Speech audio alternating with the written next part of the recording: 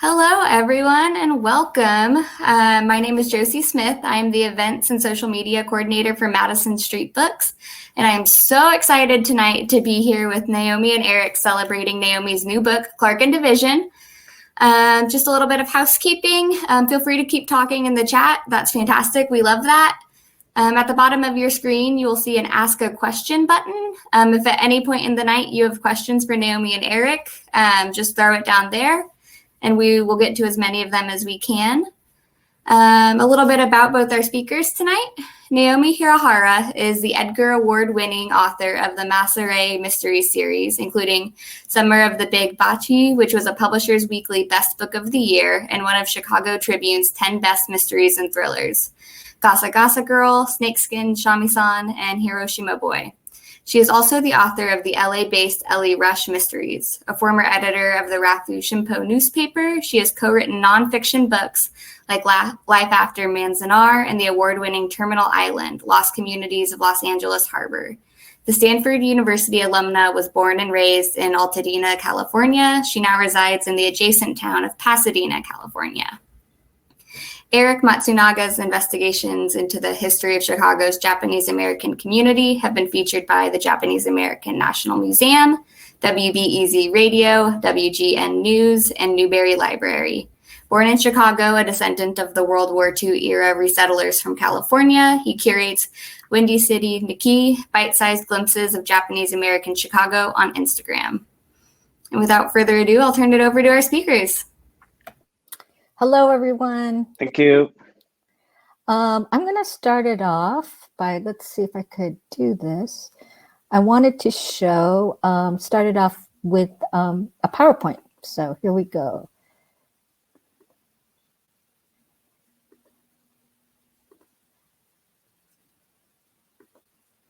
So welcome. And this visual is compliments of Erik. So he has a stogie. Yeah, what are you drinking there? Well, that's a little bit of whiskey, and then I have a little bit of beer right here with my Nisei Lounge shirt. Awesome. Okay, well, look, we'll see the lounge shirt again soon. So this is our Chicago version. This is a very special one in conjunction with Madison Street Books, which is located in Chicago. So anyway, just a brief background on how this all, why is this LA person writing about Chicago? And the seed of, I had a lot of friends who, Nisei friends who were older, who had been born in Chicago, or not born in Chicago, but had gone to Chicago after camp. So, you know, I wasn't really connecting all the dots until I co-wrote this book with my friend Heather Lindquist called Life After Manzanar. And then it became very obvious, like Chicago was a place where especially incarcerated Nisei went to during World War II and after World War II. So this is the #1 destination. The reason it was in the middle of the country. There was a lot of jobs, like with the defense industry and factories. And so the government, as well as organizations like the American Friends Service, was really encouraged. And there was educational opportunities too. So I had encountered a report by the Nisei, the Chicago Nisei Resettlers Committee, that had talked about a lot of delinquency, a lot of things that were happening because most of the early people, newcomers, were in their mid-20s. And of course, when you get a lot of young adults, you know, some of them without parental supervision, they're going to get into trouble. So of course, for me as a mystery writer, that was of interest. There's images, and this is what, we could talk about this a little later too, but I think there's a lot of images more in Los Angeles because most of these people who had lived in Chicago returned to the West Coast. And these are like the zoot suit guys, you know, from Boyle Heights who went to Manzanar or other camps and then went to Chicago for a short period of time. And Janice Tanaka, and I know Erik, you know her too. had Mhm. these photos. They're really awesome. And this image, I think many of you are familiar with, was taken by the War Relocation Authority, just showing a family from Tule Lake arriving in Chicago, a hostel in Chicago. And just the expressions on their faces kind of tells it all. But okay, so I knew that there was some kind of store in Chicago, but it's not just going to, magically manifest itself. I needed an expert, a social historian, and that's Erik. So Erik, why don't you take it? You took me on a tour. I had a seed of idea in December 2016, but then 10 months later, I reached out to you. You have your Google map there, but do you want to, you've written about Clark and Division for Discover Nikkei. So I don't know if you want to go into your tour or certain features about Clark and Division. Sure. Well, my interest in Clark and Division is that my grandparents settled there out of camp in 1945 from Gila River War Relocation Center. They ended up at 815 North Clark Street. That was the Shylark Hotel, run by another Matsunaga family of no known relation, who is also from Little Tokyo, Los Angeles. They never talked about it. They always talked about, and we were talking earlier about how, in the book, Clark and Division is known as a way station, or it's described as a way station for these people. And in talking with my grandparents over the years, and many other Nisei as well that lived there, they would say, we were in Clark and Division when we first came to Chicago, and then we got out. So was there a Japanese town there? Nah, not really. So I was kind of curious about it, and I did my own investigations, and I found from about 1945 or the 43 or so up until the late 60s, I counted nearly 300 different Japanese American entities, from boarding houses, commercial entities, stores, things like that, associations, recreation centers, doctors, restaurants and groceries, religious institutions, all congregated in this 1 mile long by quarter-mile rectangle of an area that just became known as Clark and Division. You know what's interesting, Erik? I don't know if you've seen that book, Chicago Confidential. It was I haven't. It's written in the 1950s, and it's like two white guys, basically. But what's interesting is this is the only time I've seen Clark and Division described as a Little Tokyo. And that's Really? how it's described in that book. I should take some photos. But have you ever heard that before? I've never heard of it described as a Little Tokyo, other than in my research in some 1940s and 1950s Japanese American directories. They had like Little Tokyo Chop Suey on the south side, which was the 43rd and Ellis, was that Japanese town on the south side. They had a Little Tokyo barbershop at Clark and Division. But then they also had areas that had like Gila River restaurants or Amachi cleaners. And so people kind of brought these names. I'm not sure if they brought these names with them from California, like they brought names from camp. And, so I don't know that they ever referred to it themselves as a Little Tokyo, and I've never heard anybody else talk about it that way. So I'm standing, that's me on the right, standing in front of a building that was a prominent boarding house, right, Erik? That's right. That was whatchamacallit. You caught me on a brain freeze here. But it was owned by the Kaneko family. And what the heck? What's the name of that place? It starts with an L. LaSalle, no? Oh, yeah, LaSalle Mansion. Yeah. Yeah, it was owned by the Kaneko family. And they had the LaSalle Mansion and annex. There was a building next door that's no longer there, but the main building, the LaSalle Mansion, is still there. They bought that place and rented almost exclusively to resettlers. And today it's still standing. It's condos. Yeah, it's one of But the. they range Yeah. from single room bachelor apartments to 2 rooms to, I think the most the luxurious ones were 3 rooms, but they might have 2, 3, 4 different families in each place.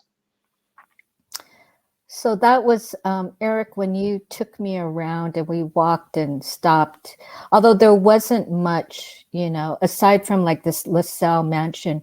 I'm going to go to the next slide. There is another building that is in existence, the Mark Twain Hotel.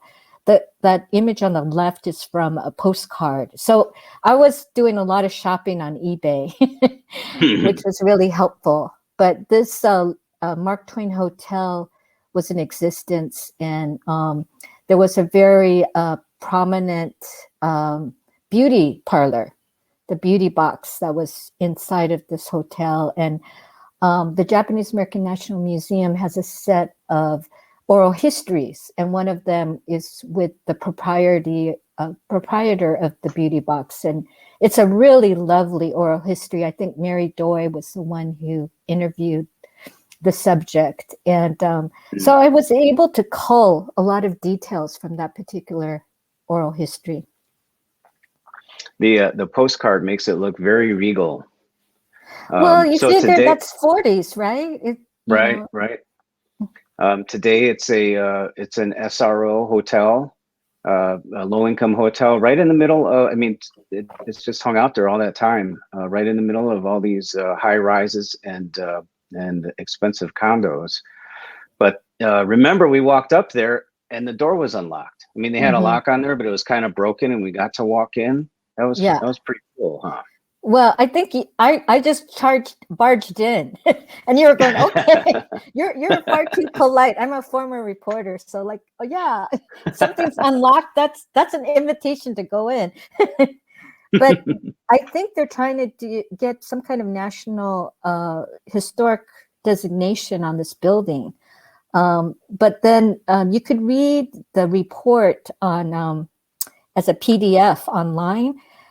But I was kind of disappointed because they didn't mention anything that this neighborhood had been Japanese American way station, So I'm hoping, like with a book like Clark and Division, that there'll be renewed I can't say renewed interest, because I don't think there's been interest, but more like interest in this particular history. One of the places we also, because the woman to the left is Sue Kunitomi Embry. She's an educator. She was an activist. She was the one who basically fought for Manzanar to be designated a historic site. And she had, in her oral history, she talks about working at the Newberry, and she had a very positive experience.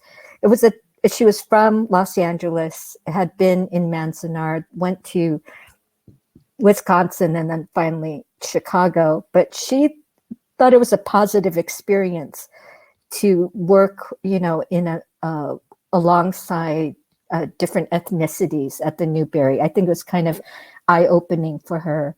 So, Erik, when we were walking in the area, I think I told you, I want to go into the Newberry, right? And I was so shocked, how grand it was. I guess that's my own ignorance, because the Newberry is, a world-renowned reference library, but I was unaware of it, its stature.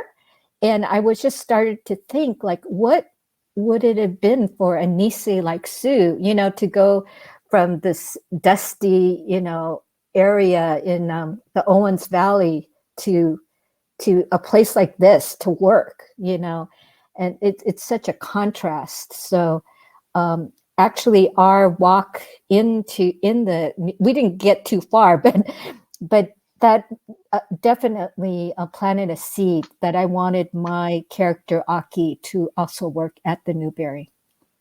And last vestige, you better talk about what we're eating here in the Nisei Lounge, and I'll leave this up to you. So the Nisei Lounge was started at Clark and Division as the Nisei Tavern, and I'll show off the shirt. Anybody goes online, they have a little store. You can get shirts, hoodies, things like that. But it was started in the 1940s at Clark and Division. It was, I believe it was Hiroto Conch Hirabayashi. His nickname was Conch. I don't know why. He started the tavern. It was like one of the kinds of Chicago places you could go and, take packaged goods out or sit and hang out. And there was a place for Nisei to go. They were new in town and, having come from where they came from, they didn't know where they could go to relax. So he opened that place in the 1950s. It moved up along with the migration of Japanese Americans from the Clark and Division neighborhood into Lakeview. And right now it's still at the same place that it moved in the 50s. And it's 2 blocks south of Wrigley Field. And it's known as the last neighborhood bar in Wrigleyville. The interior is largely the same as it was in the 50s. They've done some minor updates here and there, but for the most part, it's a pretty cool historic spot. Next door, or actually 2 doors down, but they used to be connected in the back, was a place called Hamburger King. And that was run by a gentleman named Tom Yamauchi. And it is today called Rice and Bread, run by a Korean-American family. But they still have some of the old menu items from Hamburger King, like the one you see here is called the Octagawa. And this was a request by a gentleman by the name of Octagawa, who said, hey, I'd like some rice and mix in some eggs and this and that and whatever. And he would go in there, he was a regular, and he'd keep ordering it. And then they finally decided, well, we're going to put it on the menu and we're going to call it the Octagawa. And it became kind of known in the local Chicago lore as one of these dishes that you get from place to place. And I don't know, at one time there were probably 3-4 different places that served this version of this concoction and spelled it in various ways too. One is the Octagawa, right? One place. Yeah. So I went to Chicago a year later, and this time my guide was Bob Kumaki, and we went, I guess, chicken teriyaki dinners, pre-COVID was a big thing. So it was amazing to see these line of half chickens like on the barbecue. But so I spoke at an event at the Buddhist Temple of Chicago. There's at least 2 main Buddhist temples, right, Eric? And and then they showed me, the leader showed me in the back, there was a little festival going on. So they wanted this altar protected. So they kind of had it in the back. But this was the same altar that had been carved out in Heart Mountain and used in the for services by Reverend Gome Kubose. And I guess Reverend Kubose then, came to Chicago from Heart Mountain and brought the altar with him. And the other, I can't remember who was the pioneering priest for the other temple, but he was from another camp. So I thought it was kind of interesting how some of these priests, the faith leaders, they kind of brought their congregants to Chicago. Like if people heard, Kubose Sensei is going to Chicago, maybe I'll go to Chicago too. So that kind of movement was very interesting to me, and it was very cool to see this honorary sign for the Kuboses, and I think there's another sign for the leaders of the other Buddhist temple.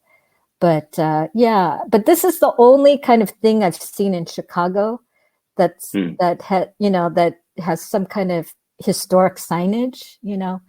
I don't know. Is there anything else? There are a couple. There is one for the female founder of Kamehachi Restaurant in Old Town. That was Chicago's first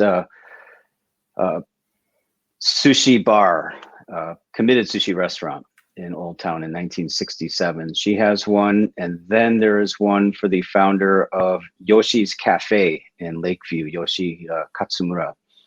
And I think those are, and there's also one in front of the Japanese American Service Committee, actually. Oh, that's for the, right. The right, 442nd, right? Yeah, 100%. Right. Yeah, that's really cool. And one place that Bob Kumaki took me was to the Montrose Cemetery, which is in the north side, right? And there was the Japanese mausoleum, which I found very touching. That was started by the Mutual Aid Society, and there were times in the history of Chicago where Japanese Americans were not allowed to be buried, or the ashes were not allowed to be in a lot of cemeteries because of discrimination. But so the Mutual Aid Society, they had this mausoleum, and those who are poor, who couldn't afford a proper kind of send off, their ashes was placed in the mausoleum. And I found that very touching. So I had to incorporate that in Clark and Division. And actually, that's a pivotal place where Aki meets a special person. So, do you have any stories to go along with the Montrose Cemetery, Erik? Well, every year they have a Memorial Day, and they've been having this Memorial Day observation since the pre-war days. And there's a gentleman named Rocky Yamanaka, who my grandfather used to shoot pool with and golf with. He's a pre-war Chicago Nisei, and he would be there representing, I don't even know if it's an organization or he's made it up, but they would always say, representing the Chicago old timers is Rocky Yamanaka, and go up there and offer his flower. And he said that he had never missed one ever since they started it in the, I guess, probably in the 30s. And it was something too at Montrose. Sorry about that, but no, go ahead. That was also a nice way. Some people from the Mutual Aid Society, Karen Kanemoto in particular, would invite my kids to be flower bearers for that too. So that was kind of a nice way to introduce my kids to observe their ancestors. Mm-hmm. So it's kind of intergenerational. Yeah. That's great. Well, this is the end of our slides of Chicago. I am going to write a follow-up, although officially this is a standalone. I am doing a follow-up to Clark and Division. And it's going to be called Evergreen, but I'm moving the story back to Los Angeles. I'm letting Erik and any other Chicagoans to continue on with the story of Japanese Americans in Lakeview and other places. I hand off the baton to you all, but this particular photo taken by a New York photographer named Marion Palfy really kills me because it just shows kind of the chaos of this transitional period. I think it says like four families are in the room of this hostel, and this is 1946 after World War II. And just the disarray. When you see other War Relocation Authority photos, everyone's very neat and pristine and everything, the background's just perfect. But I think this, kind of maybe shows another side, another reality that we're not as familiar with. And I think even in Clark and Division 2, my goal was to kind of fill in the gaps. Like Erik said, people wouldn't really want to talk about Clark and Division and how maybe chaotic and painful it was. So for me as a mystery writer, as a novelist, I wanted to kind of dig deeper and kind of travel and go to those places. So that's all of our PowerPoint presentation. So, and then you could put questions on Ask a Question. So please Please do. So Naomi, how many trips in total did you make to Chicago? You know, for this particular book, I only did 2, believe it or not. It's really hard to believe because I feel like you got the tone of the city down so well. And I feel like, and again, I keep looking at it, it's a beautiful book. I feel like you got the tone of the city down so well, and the time period along with the tone of the city is, yeah, it's amazing, just amazing. Felt like I was transported back there. I think one thing that helped was I had been friends with so many people, like Momoko, you know, one of my writing mentors, Momoko Iko, she's passed away during the pandemic. She was born in Chicago. And Sue Kunitomi Embry, Bill Horry, William Horry, who had worked in Chicago and then returned back to the West Coast, and he wrote for the Rafushimpo. So I think somehow just my interactions with people in LA, you know, I got like slices of Chicago, you know, in my conversations with them. But yeah, it was really frightening. I mean, I've told you this already, Eric. I probably couldn't have written it without your, you know, you as the guide. So thank you very much. I think your tour and also Bob's, I think one thing is there's not much left in Chicago, you know, that tells the story, which is very different if you go to Los Angeles, right? Or if you go to San Francisco or Seattle. I think there's more actual structures that, you know, and there's more of a community that's right there. I mean, you still have a Japanese American community in Chicago, but it's in other pockets, right, of the region. Right.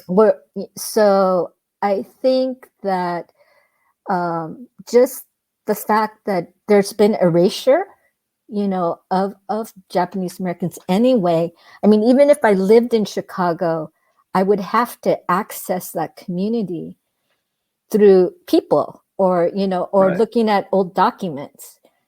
Because, yeah, you need to be in Chicago to understand the weather.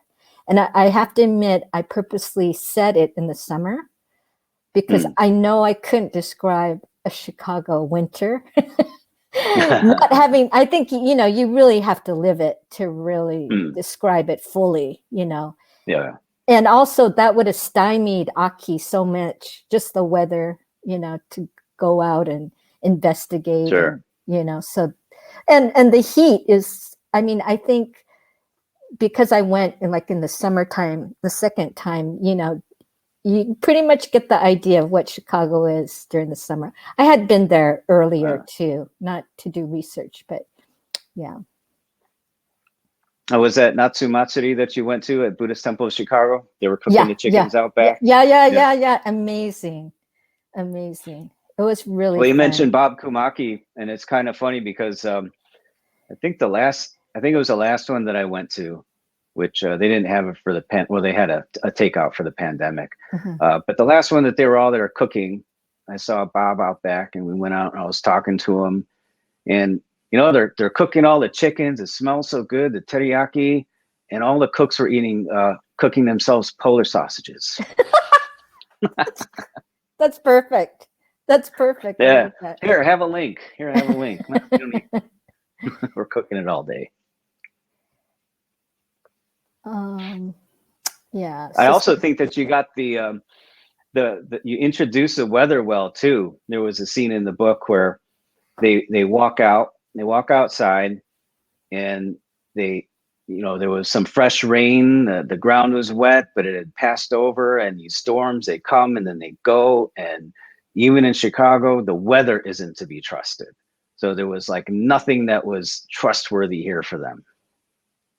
Kind of gave that sense. I think, you know, just living, I have lived in Wichita, Kansas, and I've lived in Japan, and just there's some similarities into like everything will be sunny and then all of a sudden be raining. So, you know, I could transfer that experience. Yeah. I think Mariko Ventura talks about, she said, access of Japanese Americans in Chicago could be through the Midwest Buddhist Temple and the Buddhist Temple of Chicago. They had a obon at the Midwest Buddhist Temple this year. It was in person. That's amazing. I mean, hi, Mariko. So I did a presentation at the Newberry in February of last year, before the pandemic, about Japanese American wartime resettlement patterns in Chicago, which was kind of nice to have it at the Newberry.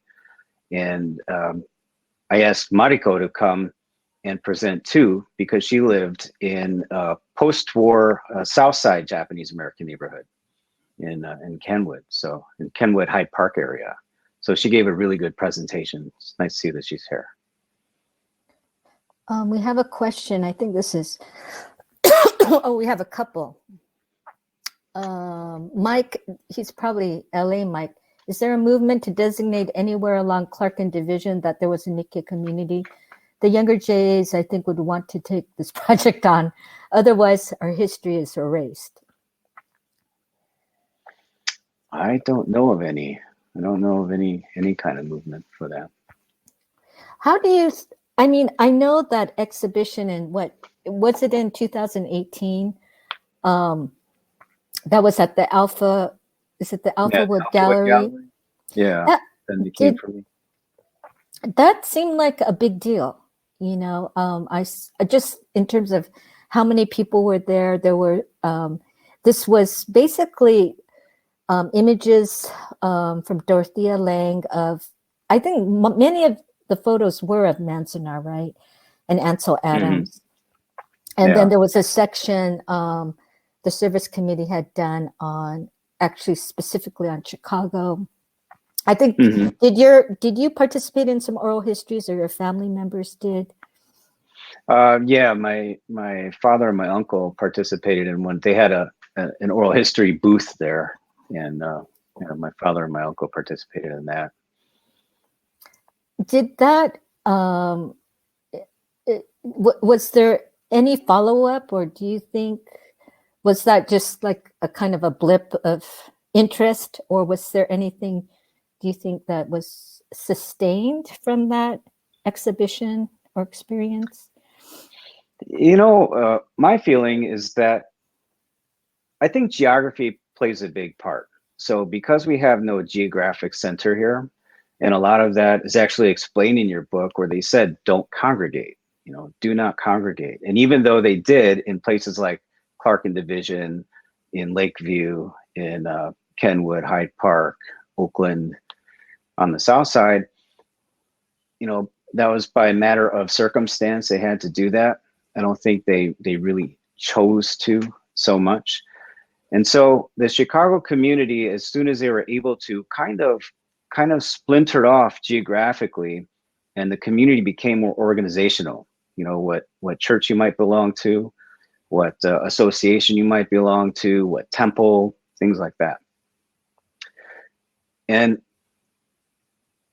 all of these different entities can come together, in my opinion. They can come together for a big event, put things out to the public, but then once the event is over, there's no Little Tokyo to go to where they can follow up. There's no Janum. The JASC maybe, but it's kind of a, you know, just this nondescript building on Clark Street in Uptown that you can kind of pass by. It's been there for a long time. There's no physical marker that distinguishes it. Right. Yeah. So once these, I think people have interest, but once these events are over, nobody knows where to go to find them, to find more information. And, you know, I think your book's going to be good for that. Yay. That's one of my goals. Chris says, I love Clark and Division, and I'm excited to hear that there's a follow-up story. Were there any historical things you learned while researching that you couldn't work into the novel? Oh, really good question. I think, you know, one thing that I felt I frankly ill-equipped to investigate further was the South Side, because that was another early I mean, you've done maps of the South Side, right, Erik? Yeah, the Oakland Kenwood community Yeah, along 43rd yeah, Street, around that yeah. area. Can you describe that? I mean, around when did it start to Uh, early develop? on, uh, early on in resettlement times, I'd say around 1942, 1943. And that one lasted into, I'd say, the 50s, maybe 1960, the latest. Clark and Division started around the same time, but lasted a little bit longer. And from what I found on the south side, a lot of, there was 43rd Street had a number of businesses. But if you were to look in the directories of old, you'd find that a lot of businesses like the photographers, the doctors, or this, to that, were located out of homes. So there wasn't a really big commercial presence. If you were just to go down there and drive down the street, you might not see all these businesses that were located out of homes. So I think there's definitely a story, to be culled out from that Kenwood area, to go deeper, And I think for me, I'll be honest, being from LA and just knowing that area has such a rich culture and it needs Mm-hmm. to be respected. I felt with Clark and Division, like if you go to that intersection now, like in fact, they even have like a LA tanning salon there.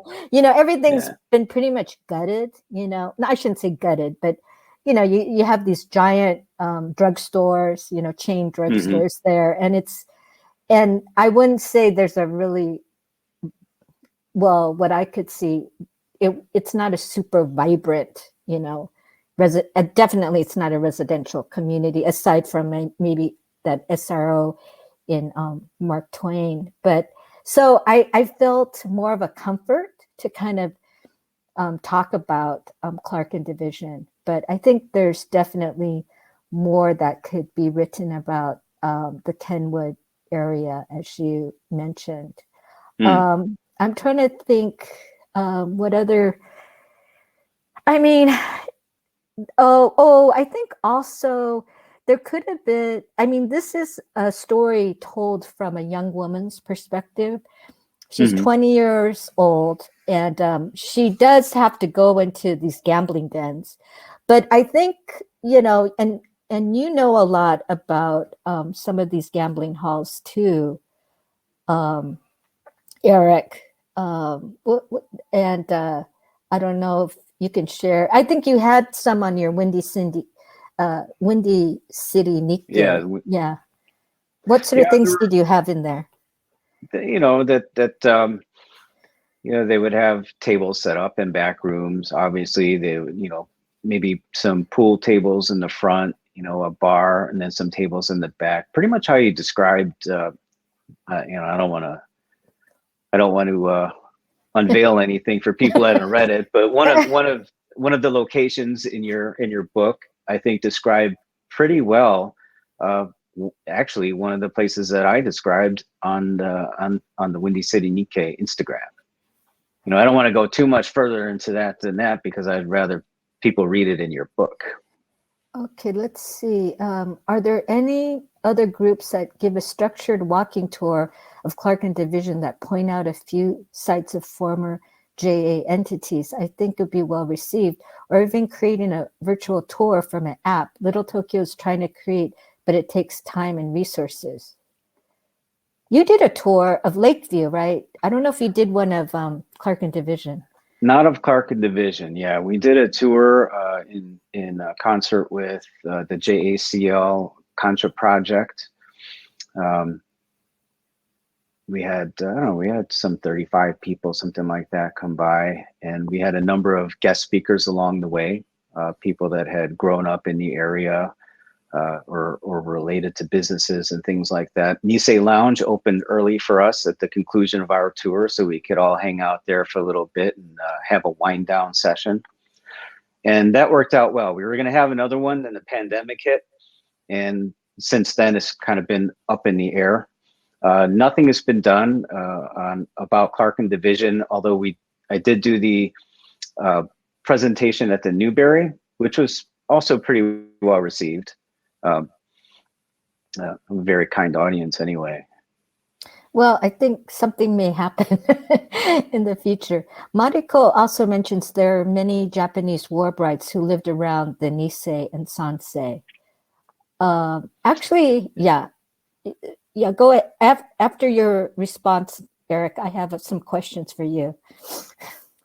Oh, I was just going to say that that's what Mariko, does a really good presentation on that, and that's one of the things that she talked about at the Newberry in terms of the post-war, during the war and post-war resettlement patterns was the war bride community too. So, Eric, why don't you tell us a little bit about your background? Just because I think maybe, that could be of interest too. Like, talk about a little bit about your grandparents or parents and where you were born and all that kind of stuff. Well, I'm a fourth generation Japanese American, or Yonsei.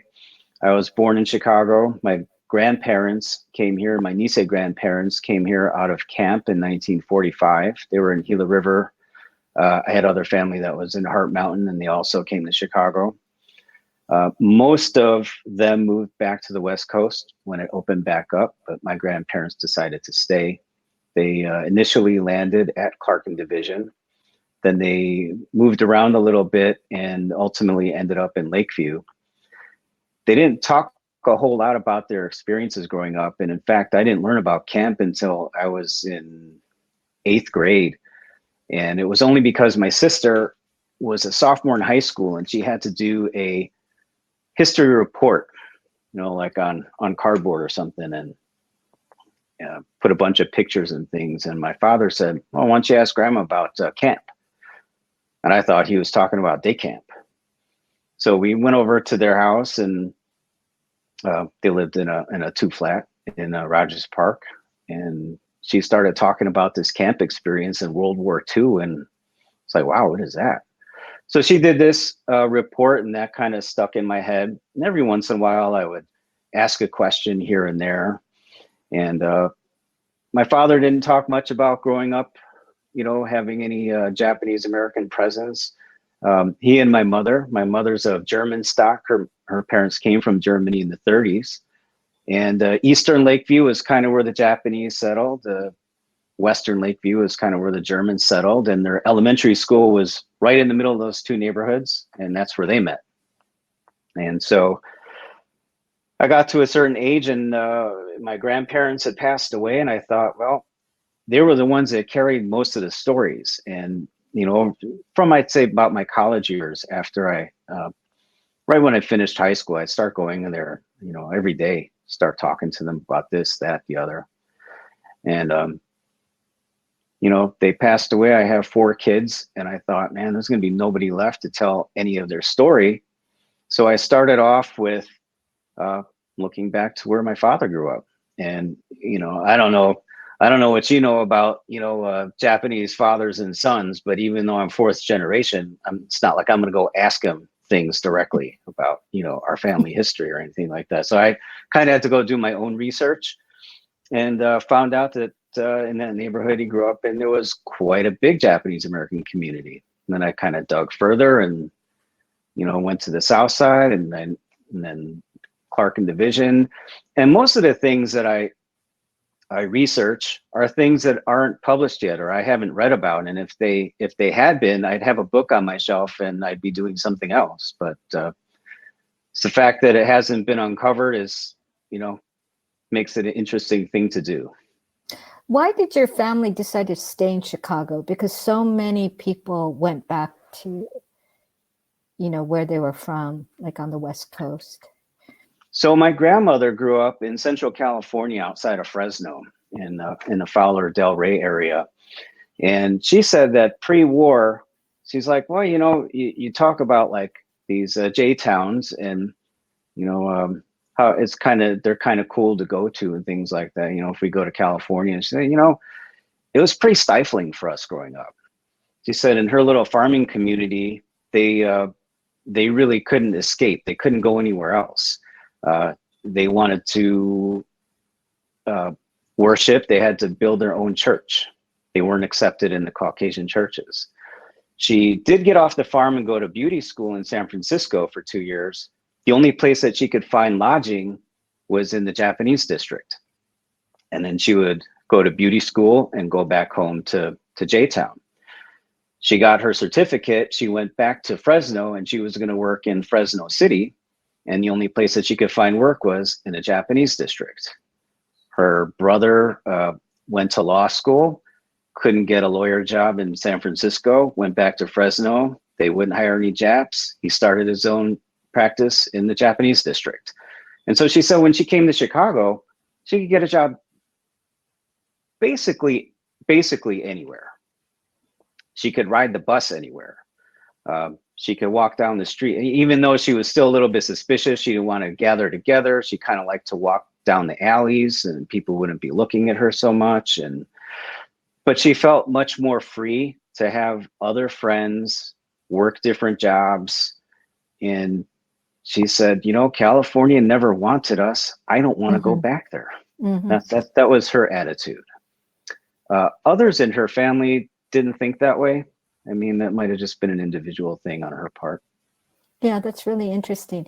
And how about your parents' marriage? Since it was an interracial marriage, was that an issue at all? Or is that a personal question? You don't have to answer that. No. My mother says that my grandfather only hung around other Nisei, and other than his work, didn't associate with Hakujin people at all. So she was probably the first Caucasian person to walk in their house. And then, my father's like, hey, we're getting married. And they're like, oh, okay. She said that my grandfather, not that he was a talkative guy anyway, but she said, geez, he didn't talk to me for like a year. And I just didn't let up. I just kept on going and made him, force him to talk to me. And then they had a great relationship. And my mother's father never said anything about it. He liked my father. He had some friends that were kind of like, oh, I hear you're marrying a Jap. And she told her father, don't ever. And these were German people too, German immigrant people. And she said, Pop, I'm not going to talk to you anymore. I'm not hanging around here anymore. If you have your buddy's going to be talking like that, I can't be around here. You got to tell him, keep it down. Well, but other than that, there was not a problem. Well, I think that's interesting about, like, we in California, and I know you've lived in California for a time too. We like to think that we're so open, but the racism in California was so virulent.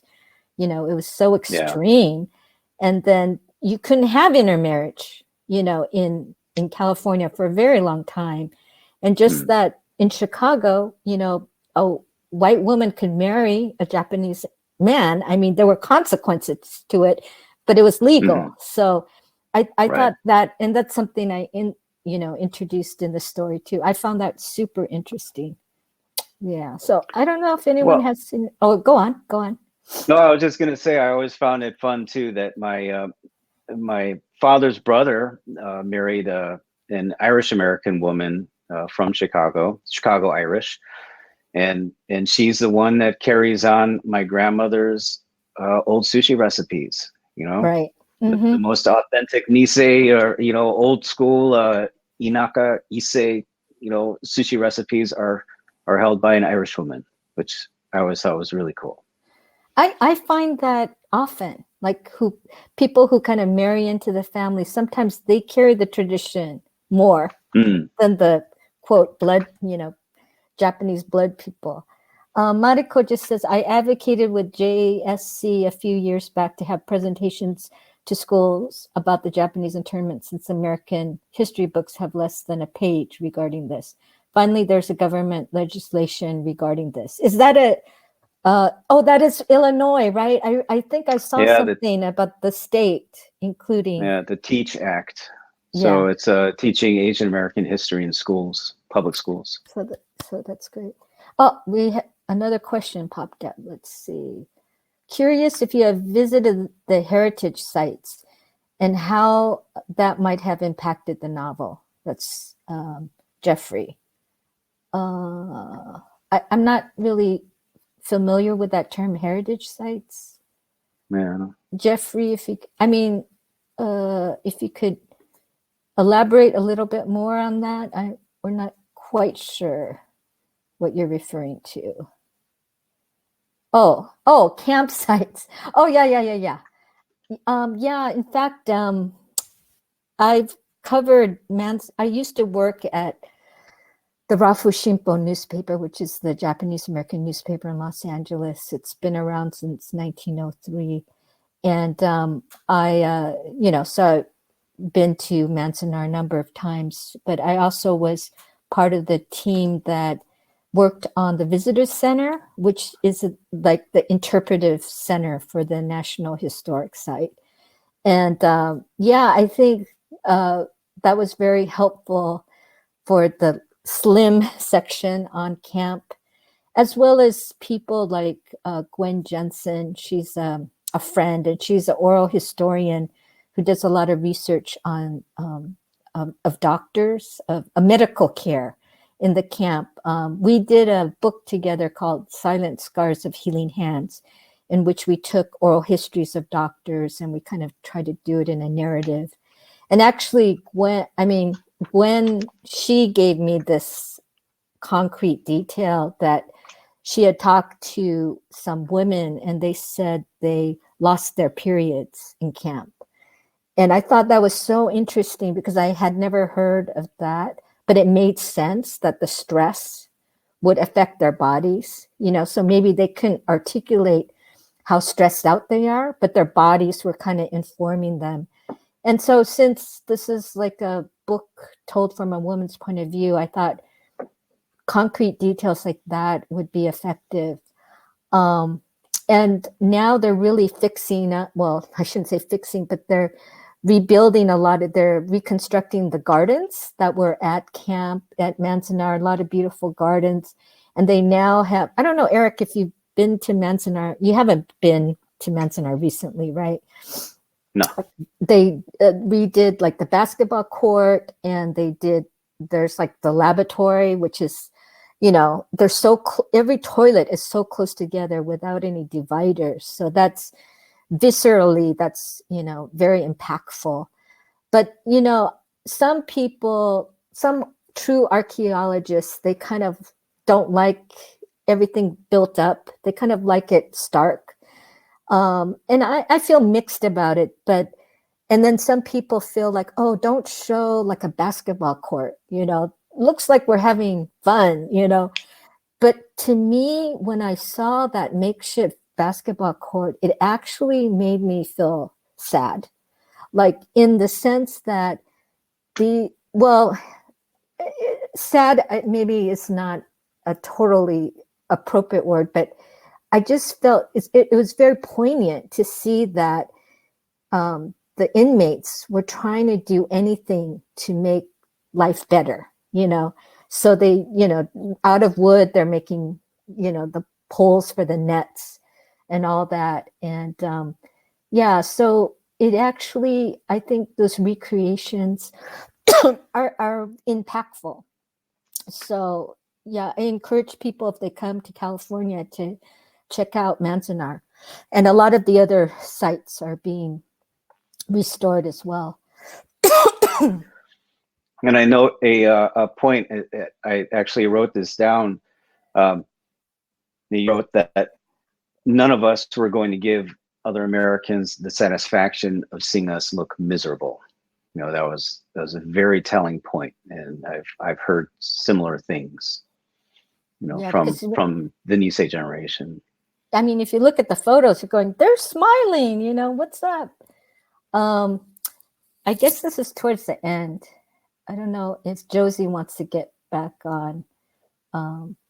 But thank you. Thank you, everyone. And thank you so much, Erik. I mean, thank you for helping me and just preserving these stories. And I think a lot of people will want, you're probably very busy with your 4 children, but they'll probably want some tours of Clarkin Division at some point, I'm thinking. Well, thank you, Naomi. Thank you, guys. Thank you to Madison Street Books. And, I really, really enjoyed it. I feel like Chicago was a humongous character in this book. The way you laid out the city, it's amazing that you could do that. Your chops as a reporter, as a nonfiction author, and all the other works that you've done, went in here, and it's obvious. It was really a great read. Thank you, Naomi and Erik, for joining us tonight. This was an absolutely fascinating discussion. I'm sure everyone else was interested as I was. I did want to plug one more time. If you have not picked up your copy of Clark and the Vision yet, it's a fantastic book. We at the bookstore don't get a lot of pre-orders, but I think this is the most pre-ordered book we have ever had. It is a really fantastic book. This was a great conversation, and thank you both for your time tonight. And there's a map that Erik helped position. So thank you, Erik. Yeah, I'm just I wanted to create something that would last and would at least be a starting point for people to dig in the history. I know a lot of you have been doing this work, but yeah, so thank you, all you historians out there. And anybody in the Chicago area, tomorrow is the Chicago Japanese picnic at Bussey Woods. So come on out to Bussey Woods in the afternoon. It's put on by the Japanese American community in Chicago, the Toko and Judo Academy, and the Japanese community out in the Arlington Heights, Elk Grove area. So what's the weather like? What's the weather going to be tomorrow? Warm and humid. It's Chicago. You guys are used to it. Well, thank you both so much. Thank you. Everyone have a great night. Okay. Oh, which entrance? Well, Mariko, you could talk to Erik later. Yeah, let you know. Okay. The chat will keep going. Thank you.